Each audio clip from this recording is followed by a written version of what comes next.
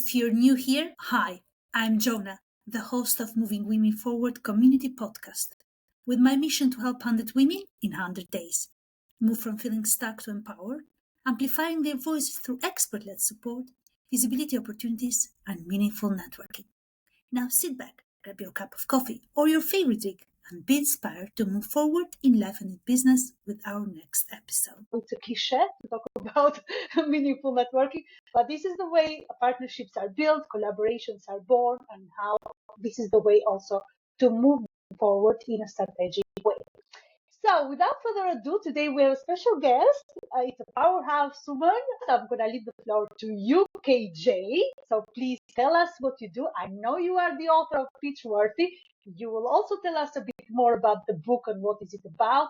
But I want to hear more about your work and what inspired you to do what you do today.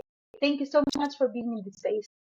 Thank you so much for having me. My name is KJ Blattenbauer, like you mentioned, and I'm a powerhouse publicist. I've spent the last 28 years helping really cool people and bold brands get the attention they deserve, specifically female founders and women small business owners, because I truly feel like small businesses are the backbone of all economies. And I think that women are organized. We have the greatest ideas, but we also don't always have the confidence or the connections to speak up and have our stories told. And so I've made it my mission to spread that love and share that world and be the hype girl for female founders and their really cool brands. I got into it because I myself am a female founder, and I know what it's like to try in a sea of all the noise to stand out and to get people to notice not only your expertise, but your product or service. And so I'm on a mission to help with simple steps so everyone else can achieve the spotlight. I like it so much. I like so much women being on a mission, whatever their mission is, as long as it is driven by purpose, it's driven with love, and aiming to support others and spread, obviously, their knowledge and their abilities and skills in the way they support others. Now, KJ, please tell me a little bit, where are you from? Where are you logged in from? So I'm originally from Fargo, North Dakota, so you'll hear a very funny accent every once in a while, but I currently live in Dallas, Texas. Amazing. We all have funny accents. I do have that, but that's for another podcast episode. Probably we'll talk about accents in another one. So KJ, tell us a little bit. So how long is this? Have you been in the PR world? I've been in the PR world for 28 years across a variety of industries. I've had international agency experience, small local agency experience. I've worked with big corporations like Dow Chemical that are international, and then some that are just usually based in the States like US Bancorp. I've worked with celebrities and athletes, but I truly have spent the last 14 years running my own agency and helping support small businesses and female founders. Amazing. So we have spoken, you might have listened in other episodes, and I'm sure the audience will have listened to our podcast. We talk a lot about women being held back. So there's always something that keeps us where we are, basically. So what is one way that you can think that you think that can help women today to be more consistent with their actions? You know, in my experience, it's never the problem. It's never the idea that's the problem, right? Like, it's not the concept. It's not thinking of something. It's not trying to find a solution. That's not the problem, I think, that holds women back. I think it's the pressure that comes with the idea that isn't helping move women forward. I think women carry the weight of being brilliant and perfect. So they overthink instead of executing. I think that's what holds them back. They wait to feel ready. They underestimate how valuable their voice already is, and they get kind of trapped in that swirl of too many tactics instead of focusing on that plan. You know, I think then if you add in the fear of being misunderstood or judged, or just the societal insecurities that are just bred into us as women, I think that's enough to keep anyone hovering just shy of their own momentum. So I think when you strip it down, most women aren't lacking discipline. They're lacking clarity, clean guidance, and a place where their efforts feel seen and supported. And I think if they can find clarity, clean guidance, and a place where they feel seen and supported, I think that that's going to move all of their ideas forward magically. So I think also I've noted with my community and other clients, obviously, that are in in different industries. I think we have a little pattern in common, the multitasking. Is that something that you have noticed with your clients or with big corporates or anything that is similar? I think so. I also think that women are so used to running our households, running our businesses, running our lives, that we, one, don't ask for help. So we see all the things that need to be done. And then we're the person going and doing all those things. Like, yes, we do step A, but that means that B and C have to get done. And it's all the hands. It's almost like, in the cartoons where the characters' hands are shooting out everywhere because they're moving so fast. That's just day-to-day life, I think, if you're a female founder or a small business owner. We're being a little bit like Spider-Man with all the webs and shooting back and forth from all the sides, right? Right. So it's more on the lack of clarity rather than on the lack of, no, I wouldn't say lack of action, but I would say a procrastination moment, right? Right. Do the two link together? Yeah. I think that women have great ideas. They're the first to find a solution if they have a problem. They're not going to sit and wallow in it. The thing that's going to hold them back is if they don't have the plan to get from A to B, or they don't have the confidence to carry out that plan because someone's told them their idea is stupid or made them feel less in, or they're worried about speaking up. Or, by the time you get to your mid 30s and 40s, you were raised in the you should be seen, not heard age. So you don't speak up if there's a problem or speak up if you have an idea. And I think that holds people back. So yeah, clarity, and then a place where they feel seen and supported, and then just an action plan. Clarity in a nutshell. Again, going back to the question. So when you mentioned that obviously women don't lack the ideas, they don't lack in taking action. They take action, but they don't have that strategy or the clarity behind their plans or ideas in this case. Would you think that an accountability space, when someone or mentor, a coach or a peer is keeping them accountable to follow through in their goals or in their plans, is it something that would be a beneficial to these women in business to create a repeatable routine to build properly? Yeah, for sure. I think repeatable routines are going to make the biggest difference to long-term progress. I think that there are three routines that I've seen personally for myself or my clients that change everything. It's a weekly visibility commitment, right? It's like one measurable action tied to your bigger vision. It could be to pitch, it could be to publish something, it could be to promote something, but keeping it tiny makes it sustainable, and then keeping it public makes it real, right? You're holding yourself accountable by putting it in public. I think the second routine would be like a 15-minute non-negotiable work block. Like you're not scrolling, you're not multitasking. It's just one needle moving task. It builds identity faster than any massive sprint will ever be because you're dedicated to that 15-minute non-negotiable work block. And I think the third thing is something that I practice every week. It's a Friday review and reset. It's what worked, what didn't work, and what's next. It keeps the plan honest. It keeps the data clean. And it keeps emotions from dictating your strategy, right? Like we've all had good days and bad days, but if you review the week, you're going to see, okay, it's not like this. It's like this to our plan. Because I truly believe that consistency is not magic. It's repetition with intention. So if you have a small weekly visibility commitment, if you go through a 15-minute non-negotiable work block, and if you have your Friday review and reset, I think that those are three routines that are really going to help you with long-term progress. Would you rather think that which one of the three would you think is the most important? Not which one is the first one to take, to start with, but the crucial one that will give you more tangible results? I think the Friday review and reset. If you don't know what worked and you don't know what didn't work and you don't know what's coming up next, how can you reach your goal?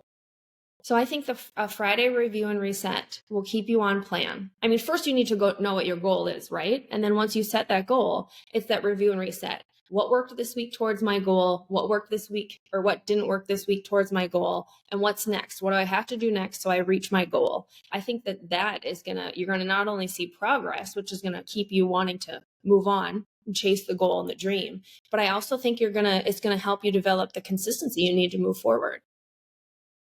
I've noticed in our community that women are falling a little bit behind due to the amount of goals or tasks that they're assigning themselves really for their business. We talk about digital marketing primarily, but even in other areas of the business really. So what is your take on this, KJ? What do you think is one best step to take today? Well, I think you have to decide what your true goal is. We're women. We can do anything we put our minds to. We can do all of the things. We can be multifaceted, multi-hyphenate, anything, literally. President of the PTA, mom of the year, literally president of the country, running 16 Girl Scout troops, curing cancer. One woman could probably just do that on a Tuesday. Like, no sweat. We can do all of those things. We can adapt and change. But the truth is, you have to decide what you really want to do. What's your one goal in life? What would make you the happiest? So I want to help people. I want to help people achieve their dreams. I want to help people get the recognition they deserve because I know what it's like to work really hard and not have that. And so every single thing that I do, business-wise and personal life-wise, drives me towards that goal. And I make sure it does. One of those big goals for me, like that's my big goal, to help people, right? One of my sub goals this year was to write a book. Every single thing that I did, spare time, not spare time, work related, helped drive that book forward. And I think you just have to truly sit down with yourself and decide, who do I want to be as a person? What are my values? What are my real goals? What gets me there? What doesn't? And I think you're going to learn really quickly, okay, KJ, you can't sit and watch every single weekend, morning, noon, and night, reality TV. If you want to get a book written, you got to dedicate a couple Saturdays to writing a book because the book's not going to write itself. So I think it's just deciding, this is my goal. Here's how I'm going to get there. Manage your time accordingly. So basically cut out everything that is futile, like not of major importance or something that's not going to lead you anywhere. Right. Like, is this, it's the basic rule of being no. I feel like if you listen to any self-help podcast, they're going to be like, if it's not a hell yes, it's a no. And I think that you have to run business and life that way. Well, KJ, I think we've touched a lot on accountability. We've touched on clarity. I want to touch a little bit on the confidence. Because many people lack confidence or they have the confidence, but they lack a strategy to use that confidence, or they lack, I'm going to stick to the strategy. I like the word strategy. They lack that information. They lack that structure. So how they can use this confidence more effectively, basically? That's my question. I think for ambitious founders and go-getters, I think structured support and regular accountability is crucial to their confidence. And I think over time, the shift is going to be dramatic and very predictable. With structure, founders stop operating from chaos and they start operating from conviction, right? They're able to make faster decisions, they trust their ideas more quickly, and they recover from missteps without it derailing all of their momentum, right? Like there's no spiral. I think with accountability, their visibility increases because they finally show up in the ways that compound, right? They send more pitches out there. They publish more content that matters. They have more opportunities that have been seized rather than just admiring those opportunities from afar. And as that visibility grows, so does your confidence. So does their confidence. Not because someone cheered them on or because they got the spotlight and fame or adoration, but because now they have evidence that like their work resonates. It matters to people. What they're doing matters. And I think over time, this combination, it creates a quiet but unmistakable transformation in a person. They stop hoping to be discovered and they start acting like the authority that they're becoming because they have been discovered. Their work is being shared. They're no longer waiting for people to notice them. They're stepping outside of their comfort zone and they're owning that spotlight. We're talking about spotlight. This is a good topic. This is a good moment. You just mentioned the spotlight. So we have launched a campaign. Obviously the Advent calendar campaign. Most of the brands are doing that. So we are spotlighting our members of the community across social media platforms. But now my question is not how we spotlight them, right? There are different ways of doing so with members in a community or clients or whoever is around you. But my question is, they think that PR is a drain, it's a cost, it's a complicated situation. you have to be the elite in some cases to be spotlighted as across PR, so to make a name across business. Is a myth that we can bust today, KJ? I think so many people think you have to be famous, or you have to have a huge budget, or you have to already be a 6 or 7 figure earner or a public figure before publicity or public relations helps you. And that couldn't be further from the truth. It's actually the people who are just starting out, the startups, the $0 in revenue, the side hustlers, the Etsy people, the people that are the 0 to 6 or 7 figures. You have the best stories, and you're nimble enough to move when the media needs something. You can jump, you can adapt, you can tell your story. I think that those are the people we all want to hear from. Those are the businesses we want to buy from. Those are the founders that we want to support. We want to help people achieve their dreams, right? So whether you're shopping small for the holidays or you want to support local, it's finding those stories. And so my message to anyone listening is, don't wait until you're at 6 or 7 figures. Don't wait till you're bigger. Pitch your story. There's a reason why you created your product. There's a reason why you created your service. There's a reason why you're the expert in your industry. Pitch your local news, whether it's print or online. Take that article that's in your industry or that publication that's in your industry. Submit an article to them. Share what you're doing and the great work that you're doing, and get your words out there, because that's what's going to help you grow faster than anything else, faster than social media, faster than digital ads. It's having a media outlet endorse you as an expert. That's going to help you find business, grow your business, hire more people, do more good in the world. It's fascinating to have you here for one simple reason, because you are in PR and there you are going into outlets. We are not an editorial magazine or editorial space, but we still have the opportunity to expand visibility through community and members and the great work that other businesses are doing around us. Anyway, simply saying. So this is a great example. You are here today. It's fantastic. KJ, what can you tell us? What can you share? One simple step, right? Mm-hmm. You shared a lot, but I want to hear the top step, the ultimate step that business can take to be the spotlight. I think immediately today, to be in the spotlight, to prepare yourself to be ready, whether you're going to do PR tomorrow, next week, next year, look at all of your external facing, your website, your social media, any communication that you put out there, your ads, what you've written, articles, your LinkedIn profile, all of those things, and make sure across the board, how you talk about yourself, how you describe yourself, your bios, the information, dates, links, that it's consistent across the board. Because the first thing that people are going to look at when they Google you, hear from you, or you pitch them, they're going to go check out your platforms, social media, and your website. And if they say one thing on one and another thing on another, or if any of it looks unprofessional, you've cost yourself a media opportunity. You cost yourself attention, and it's just unnecessary. So if, it's December and you're still advertising the July sales on your website, you have a problem. If you have a very personal Instagram that's not quite professional, but then you have a huge professional presence and you want to pitch that, but your personal Instagram is easily findable, you got to make those things mesh, or make that personal Instagram private. Because the first thing the media is going to do, customers looking to hire you, is they're going to Google you. And you have to make sure that what you want out there to promote yourself is what you want out there to promote yourself. And that's the first rule of PR. That's the simplest task anyone can do today. It'll take them less than an hour, and it'll make a world of difference. Absolutely. Going back to the goals, going back to the structure, right? So it becomes a structure. You are building your own structure. You are taking away the less important, can I say less important tasks or projects? So prioritizing basically your work. Right. This is great. It's amazing. Now, KJ, I want to hear a little bit more about your book. I know it's not yet out there. It's coming up. My book comes out January 15th.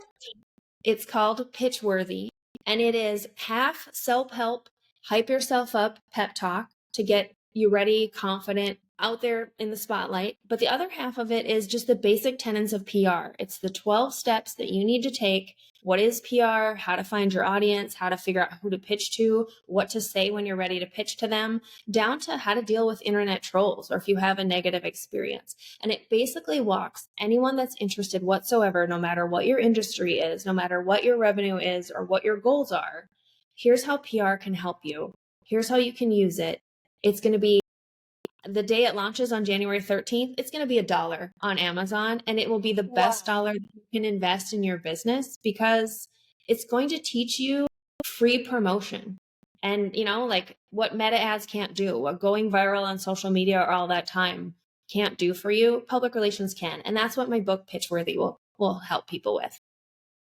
Well, I wish you the best with the book anyway. Good luck. Will it be a digital copy? There will be, and it will be $1 on January 13th. And I hope everyone goes and grabs that version. That's the digital copy. Amazing. Will it be also in hard copy? It will. Yep, it'll be available on Amazon or anywhere books are sold internationally. Wow, that's fantastic. That is such a great news. Well, I'm sure it will go really well and you will be spotlighted across the digital world. That will be great. KJ, tell us if you're running any workshops or if how the audience can reach to you. I'm sure they can find you on LinkedIn and Instagram, but I want to hear it from you. Sure. My website's Hearsay PR. It's HEARSAY PR. Or you can find me on Instagram at KJ Blattenbauer, and that's KJ BLATTENBAUER. I'll pop the link in the show notes, but that's helpful. Thank you very much. Now, KJ, are you running any workshop, any group sessions, or you running any training? I'm sure everybody will be there for the book, but any other ways? Any other things that you have? Leading up to the book, we have a lot of free PR trainings. And if you go to the website, you can get on the email list and that'll send you all the updates. But usually there's once a week, there's something where you can grab free PR tips or tools. I have a visibility workbook if they want to, take it a step further and promote themselves. But it's all on the website, hearsaypr.com. That will be amazing. I will share it in my community. That will be fantastic. I'm sure lots of members will have a look. Will be able to download. And why not get the book? It will be £1. I cannot believe $1. It's less than £1 in UK. Right. Well, fantastic. Well, KJ, anything else you want to share with us? It's been amazing, by the way. I really enjoyed the conversation. No, thank you so much for having me. I want everyone to go out there and make sure that their bios are uniform across every platform. A major task to be completed by the end of the month. We are on the 1st of December today, so yes, there's the month time to get